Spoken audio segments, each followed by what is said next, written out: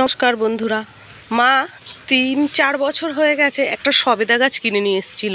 তা এই 3-4 বছর ধরে এই যত্ন করছে, কিন্তু কখনো কোনো ফল হয়নি। তো এখন এই গাছটাতে, এই যে 3-4 বছরের গাছ, টবটা ওখানে ভেঙে গেছে, আর একটু বড় হলে টবটা চেঞ্জ করে দেবে। তো এখন এই গাছটায় ফুল এসছে, ফুল ফুটেছে, অনেক ফুলই ফুটেছে। তার মধ্যে দেখাই, এই যে এইগুলো হচ্ছে সবেদার ফুল। একদম একদম ছোট্ট এই ফুলগুলো, একদমই ছোট্ট, জাস্ট বেরোচ্ছে। তার পরের পজিশনটা এই যে, এই যে সবেদা ফুল থেকেই সবেদাটা নিয়ে বেরায়।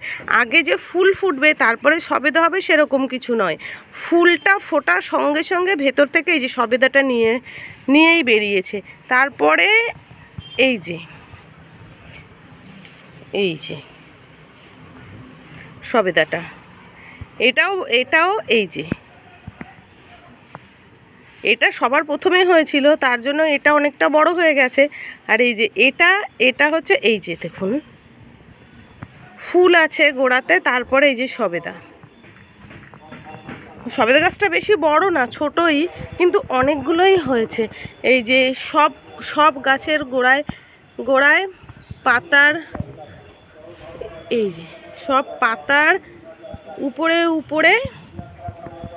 এই যে অনেকগুলোই হয়েছে। এবার দেখা যাক কতগুলো কি থাকে, কেমন, এটা যত্নের উপরে ডিপেন্ড করবে।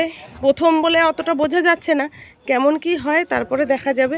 আমার এই ছাদের এই গাছগুলো দেখার জন্য, কিভাবে মা পরিচর্যা করে, আমি ভিডিও করি, এগুলো দেখার জন্য অবশ্যই আমাকে একটু সাবস্ক্রাইব করে রাখবেন, ফলো করবেন, লাইক কমেন্ট করে আমাকে একটু উৎসাহিত করবেন, যাতে আপনাদের কাছে এইগুলোরও তুলে ধরতে পারি। যদি আপনাদের কেউ কোনো গাছের কাটিং দরকার হয় বলবেন, আমি সেই কাটিং দেওয়ার চেষ্টা করব।